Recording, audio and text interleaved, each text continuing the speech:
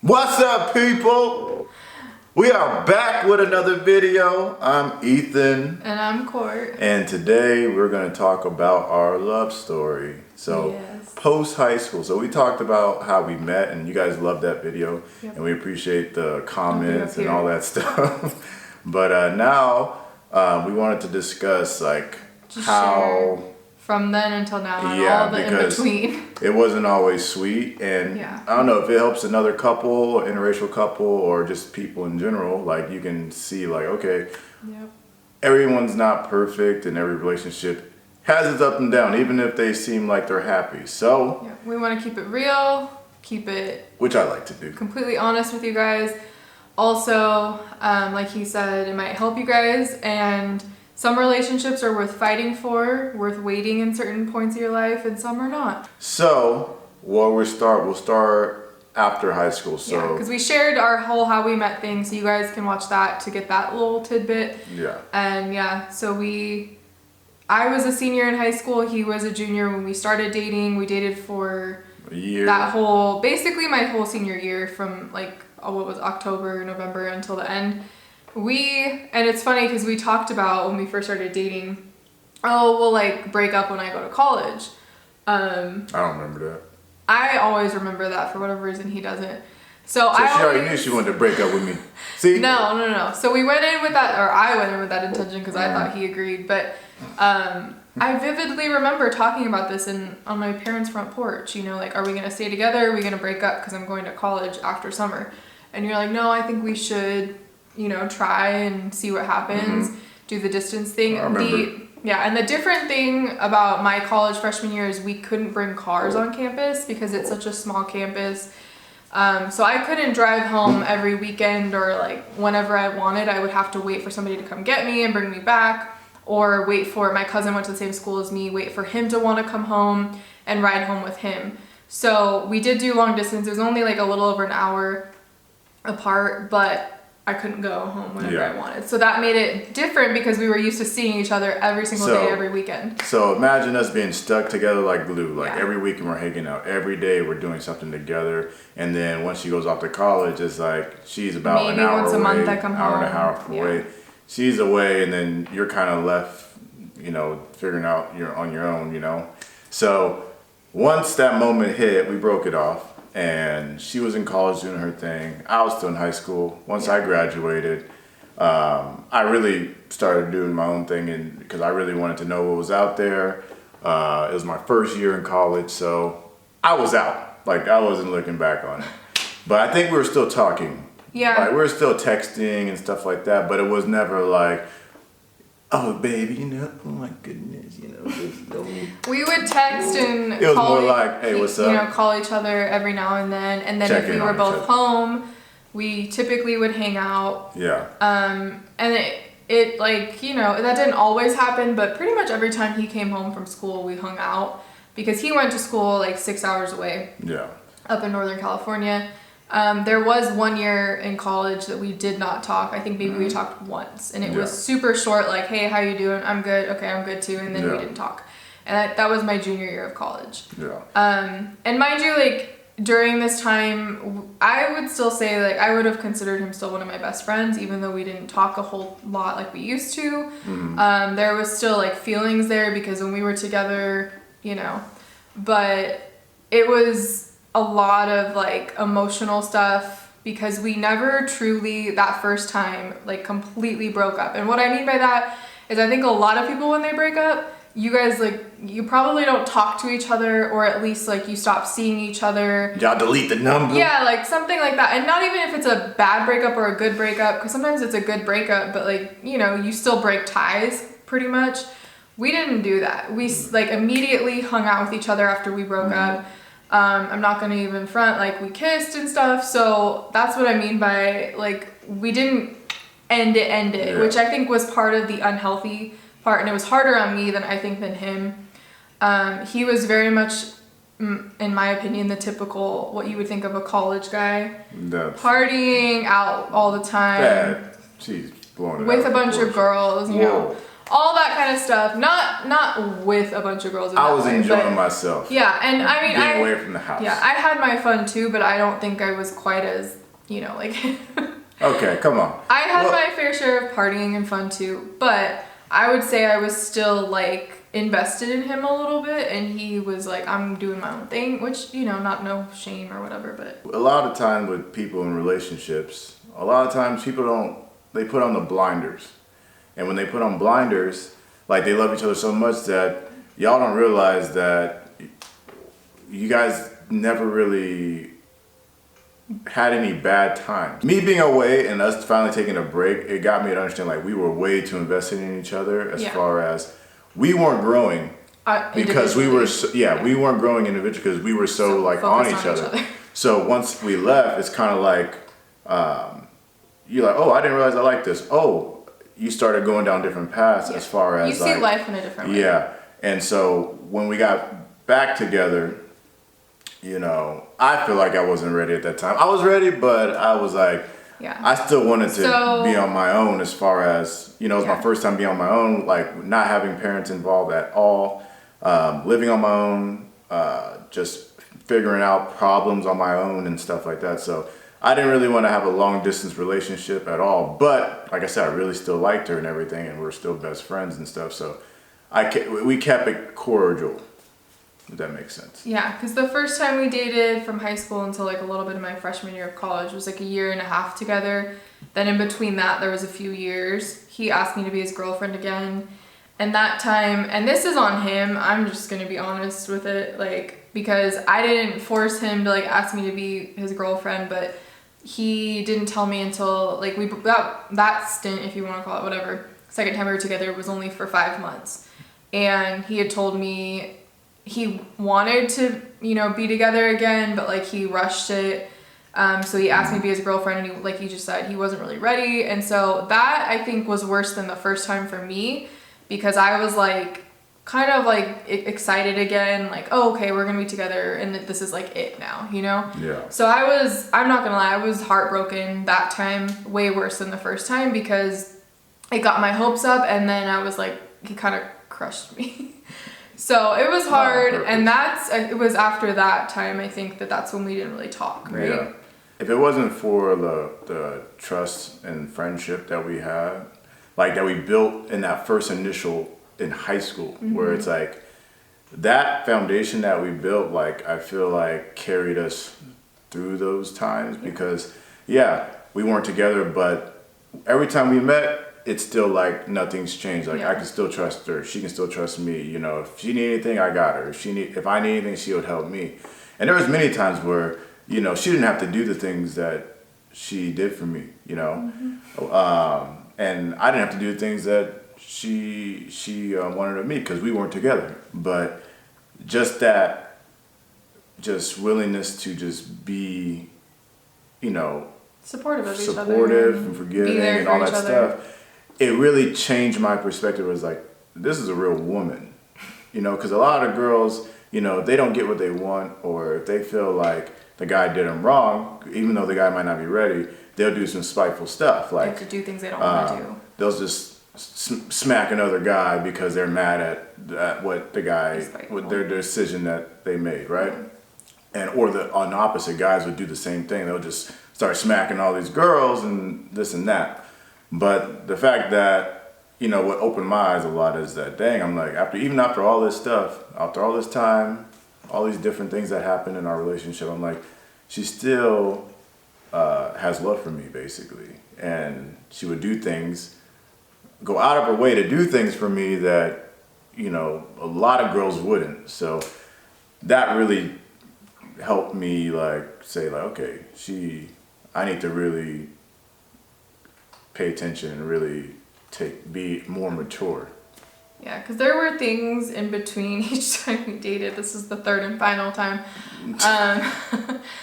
That in our personal lives that were very difficult, that I felt like we were the only people that we could confide in and trust completely, and know that there's not going to be any judgment, there's not going to be any yelling or arguing.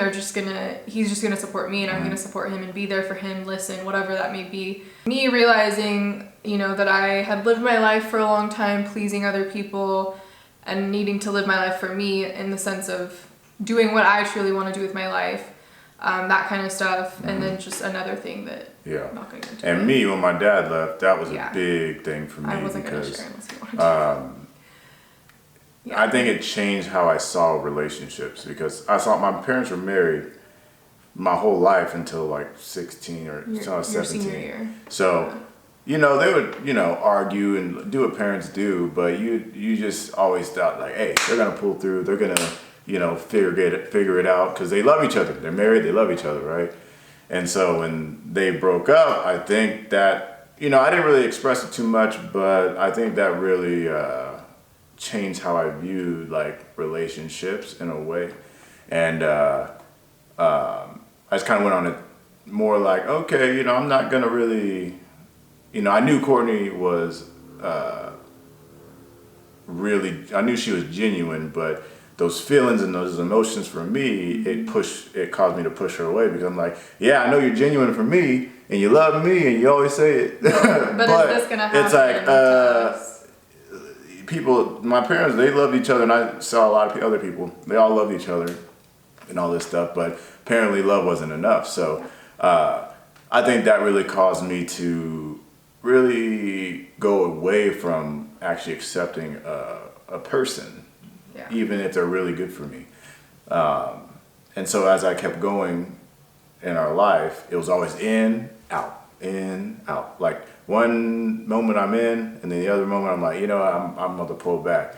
And like I said, it's that was unhealthy. The hard part for me. Yeah, it was unhealthy for obviously. both of us, because, you start to cope with other things. Like you find other things. And, me, I was trying to pursue basketball, and I was really, good at that skill, and that really defined me, who I was. But I knew I was more than basketball. But, when you put those things in front of people, you lose sight of what's important, what's real. Although obviously breaking up is not fun and nobody really wants to do that, I'm sure, unless it's an awful relationship.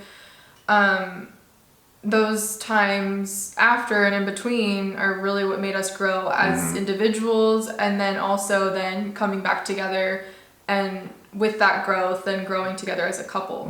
Because we, over that time, definitely, I think also just growing older in age helped as well, because we experienced a lot, we saw a lot from other people in their relationships, and we learned how to communicate with each other. We're not perfect, of course, but we had to work through a lot of things in our personal relationship. And experiencing other people, like let's say we dated other people. She dated, I dated people, and it's like you start to understand like what you want, what you don't want.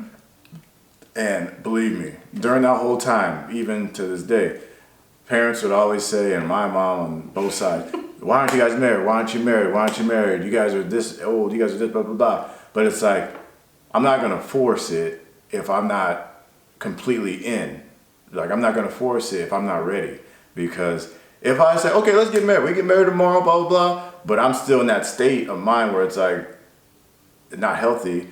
We're just going to end up like everyone else that gets divorced. And that was, he's talking about a little while ago. That's not right now. Not right now, but through the 10 years. Yeah. And a lot of that time too, like when we weren't dating, but we were hanging out a lot. And it was, we were dating, but we weren't boyfriend and girlfriend yet. Our parents would always bug us about, why are you not official yet? And like he said, we could have just done it. Like, obviously that's not a difficult thing, but there's things I think a lot of people don't realize on the outside looking in, that there's things, on the back end of your relationship that may be going on that they don't understand. And that's things, sometimes you have to kind of just blatantly say that to people. Like, listen, there's things that we don't share with you guys and with everybody else that we want to keep to ourselves, because I'm a firm believer in what goes on in your relationship. Not everything should be shared with everybody, because a lot of times we, like as humans, we have that, I don't know if it's like a bad habit or just, human nature, that we hold on to the negative things about people and don't focus on the good. So if your friend's telling you all the time, and I'm not saying this isn't what happened, but just as an example, like, oh, my boyfriend did this and it's so annoying. My boyfriend did that and it pissed me off and blah, all these bad things.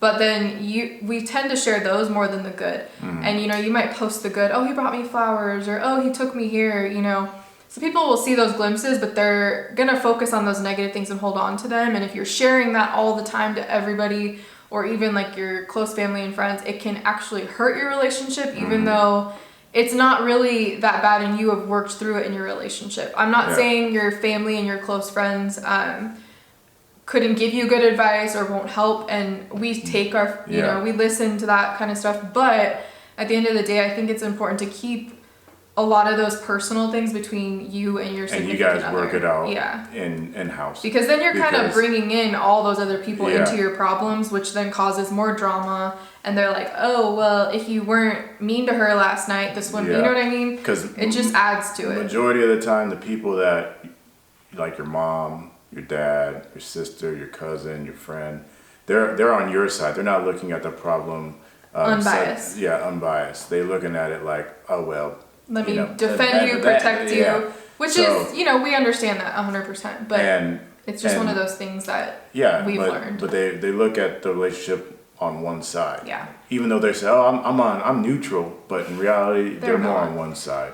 Which is understandable. I would say for relationships, like interracial or people that just started or whatever, the reason why Courtney and I are still like together, even after all the craziness, our foundation, the foundation that we built, and I'm not talking time.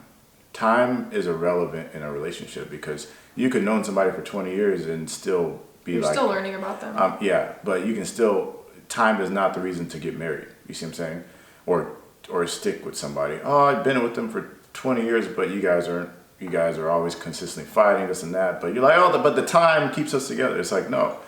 But building that foundation as far as asking those tough questions, spending time and really understanding what they really want, not just what you want, what they want.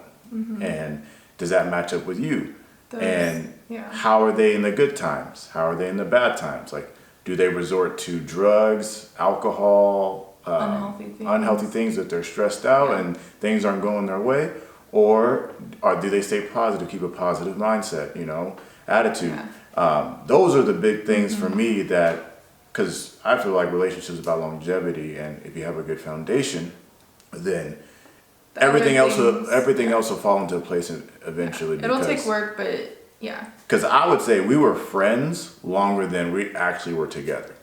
Like boyfriend, girlfriend. So, and I think that's, when people that have been together for a long time are like, oh, I married my best friend. I think that's very important because, a lot of times I think, in the media or movies, like they romanticize relationships. And so, there are romantic parts of a relationship, but like he was saying earlier, love only gets you so far. Love is, of course, an important component, but there's so many other things that are way more important in a long-term or a relationship or a marriage. I'll keep it a buck with y'all. I value loyalty more than love, to be honest. Because if you don't have loyalty, if you don't have respect, if you don't have good communication, love is going to be you're going to be hanging on by a thread. And this is our opinion and our, what we believe. I say love's like the stock market. It goes up and down. But that loyalty needs You're going to love them. Loyalty. Like, even when she's pissed at me, let's say I crashed a car, crashed a car or whatever, even when she's so pissed at me, it's like, if I'm like, yo, I need this done, she's still going to be mad, but she still do it.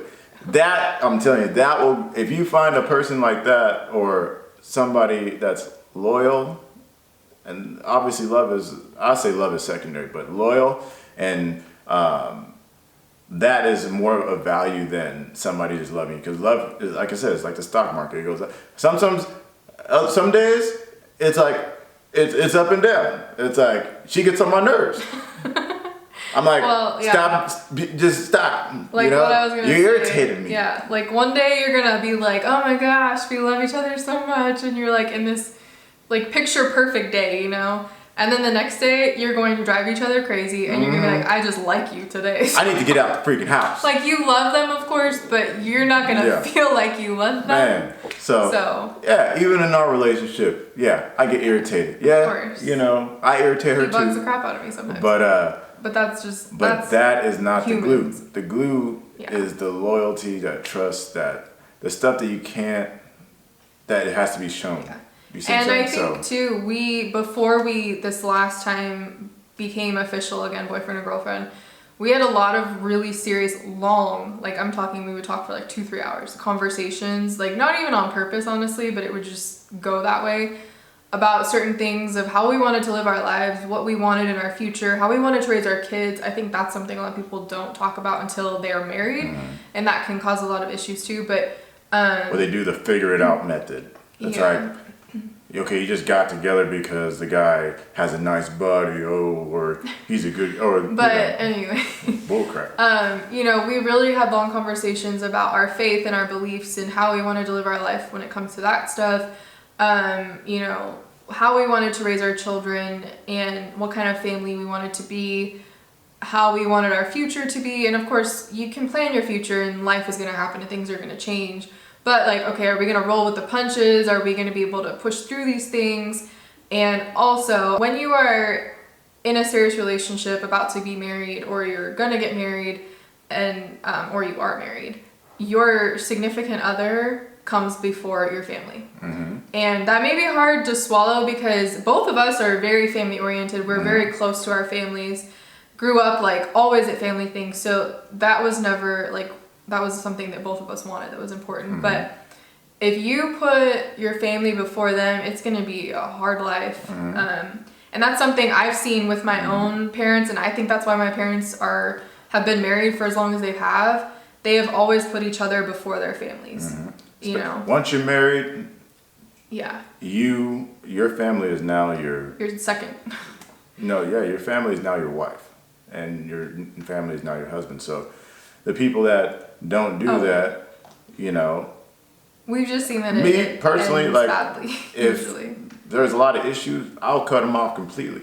Yeah. Like, if for the We've sake talked of about our that many relationship and times. our family and, you know, our future Yeah. kids, I'll cut them off, because if we needed to step away if they from didn't, them, if they didn't know how to figure it out, they were or causing stuff problems in our causing marriage, issues, that I'm kind of out. thing. You know, Yeah. I love them to death, but like I said, I will value my family and the person, my future family more, because I'm responsible for them. Like I said, I love my family to death, but at the end of the day, she would come first, point blank. Yeah. And that's just how it be. And a lot of people they can't comprehend that or wrap their head around it, but it's true. That's how you make it a lot work. of That's how you make it families, last. a lot of families have a hard time with that too. Like we've been in situations, not with our relationship, but we've witnessed it with other people, and you know, they take their side, if you want to say it that way, of their significant other, their husband or wife, and then their family gets mad at them, and we're like, well, that's how it's supposed to be. You know, that's how it should be. You should be standing up for your wife or your husband. Even if they're not completely in the right, you should still be backing them up. Because at the end of the day, that's who you go home with. That's who you're raising your kids with. That's who you spend your who life you're going to with. be, spending your whole entire life with. So, you know, sometimes it's hard for the families, and I get that, you know, if you're really close to your families like we are. But at the end of the day, like we just said, that's who you spend your life with. Yeah. And same thing goes with like kids, because I remember we would ask my mom and dad growing up, like, well, you guys love us more, right? And then my mom and dad would say, no, we love your dad, or we love your mom more. And we're like, Right. but that's how it's supposed to be. So we hope our love story, you know, was enjoyable. I know it's, you know. Probably not what you pictured us to say. Yeah. Oh, we're high school sweethearts, and it's just been rainbows since then. Yeah, we hope you guys got some value out of wanted to keep it, it but real. we wanted to give you guys a different side of our, you know, our relationship, our struggles, you know, our successes and stuff like that. And so we felt like we wanted to share. So We hope you guys enjoyed. Yeah, like and subscribe to the channel. Yes, follow us on Instagram. Hit the notification bell so you guys don't miss any videos. Hit that button. But Hit that button. we appreciate you guys so much. And We see y'all. thank you for watching. Thank you for watching. Thank you for watching.